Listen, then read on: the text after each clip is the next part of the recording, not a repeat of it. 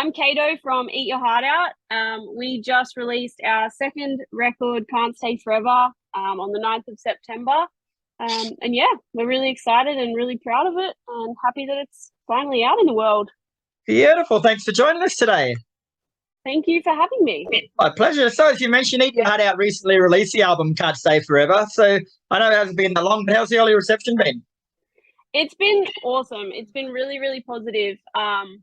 Yeah, it's it's been lovely. Obviously, it's always a bit anxiety inducing releasing new music because you just don't know if people will Yeah, connect with it. But yeah, everything we've seen, like just people's comments and reviews and stuff like that, it's all been overwhelmingly positive. So yeah, it's awesome. very good. So, tell us a bit about the album from a musical point of view and what you were going for with it. Yeah, I think like we didn't really set out with a specific like direction or anything. Like we didn't have an idea of like what we wanted it to sound like specifically. Like we weren't going for a radical sound change or anything like that from our previous work, but I think our main thing was just that we really wanted the record to show our growth as like songwriters and musicians, um, which obviously is kind of hard to gauge from the inside. Like you hope that Yeah, it's reflected, but now that it's out, that has been one of sort of the main things that we've been seeing people saying in their reviews is that they can see that growth, which is kind of all we'd really hoped for. So yeah, it's been yeah. awesome. And the press release calls it an album shaped by change and finding positivity in the unknown. Can you elaborate on that a bit for us? Yeah, it's I mean, it was written primarily in COVID time, like in lockdown. So it kind of was a massive period of change for us as well as most people in the world. And I guess just our last record came out 3 years ago. So, a lot of stuff has happened since then, just within the band and like us as people, like people growing up, new responsibilities, all that kind of stuff. So, yeah, we definitely all changed a lot as people and as a band since the last record. But I think overall, as it says, like sort of a positive take on it, like it's for us, like, well, for me, and especially the title, like, Can't Stay Forever, it's about,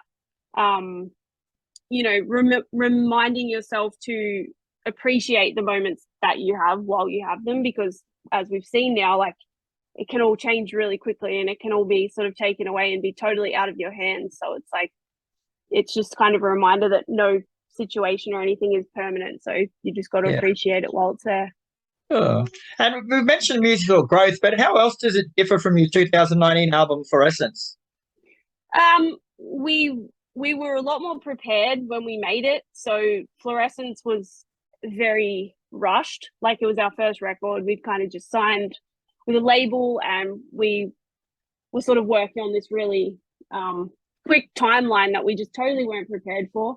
So this album, we had obviously a lot more time to prepare, kind of unintentionally, but we definitely went into it wanting to like feel a lot more in control. Like we didn't want it to feel as much like it was out of our hands and that we had to rely on other people to sort of help us get it done.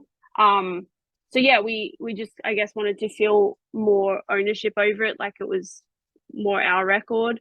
So yeah, definitely I just think other than the musical and songwriting growth, like just we felt a lot more like this was our record. And that we did sort of exactly what we wanted to do. And yeah, we just are very, very proud of it and what we managed to make. Yeah. And for the recording, the whole band stayed holed up on site at Durham Recording Studios in the remote town of Stanhope. So how did that sort of help in the process? Yeah, it kind of that whole situation kind of came up a bit last minute because we initially were going to go to Melbourne and record because our producer Jack was based in Melbourne. But because of restrictions and border restrictions, it just wasn't feasible for us to actually get to Melbourne from Newcastle.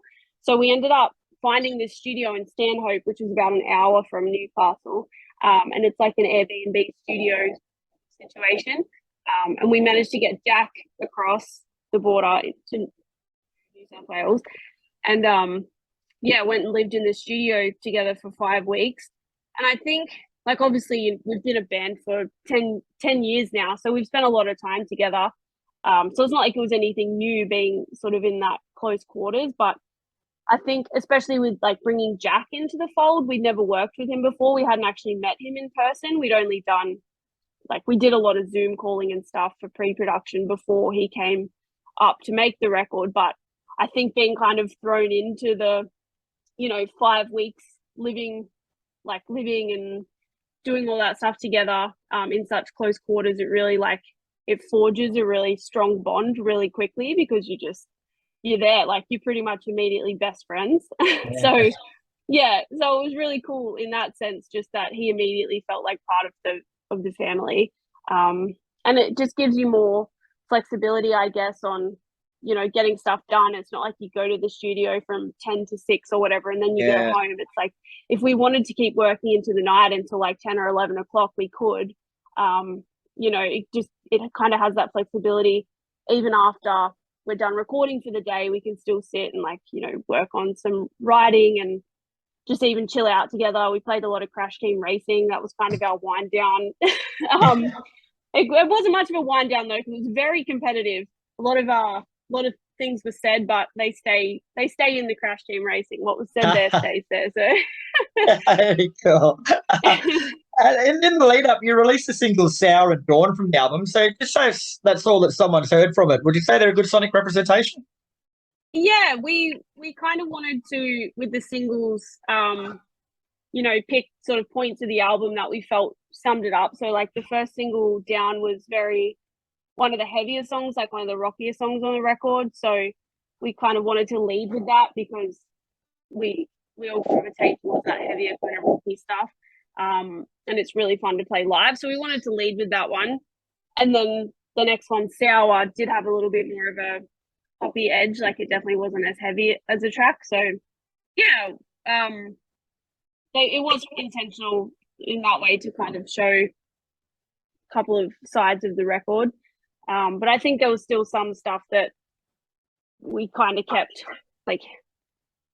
hidden in the record, like in a way, like couple of tracks that were still a little bit different apart from those. But yeah, I think they're a good sonic representation of the general direction. Great. And now the album's out, what do you got planned for the rest of 2022 and beyond? We've got a couple of headline dates for the album that we'll be announcing really soon. So gonna go out and play the tracks off the record. And then pretty much just trying to tour wherever we can past that. Love to go. We were lucky enough to go to Europe earlier this year for the first time, so we really love to get back to Europe as soon as possible.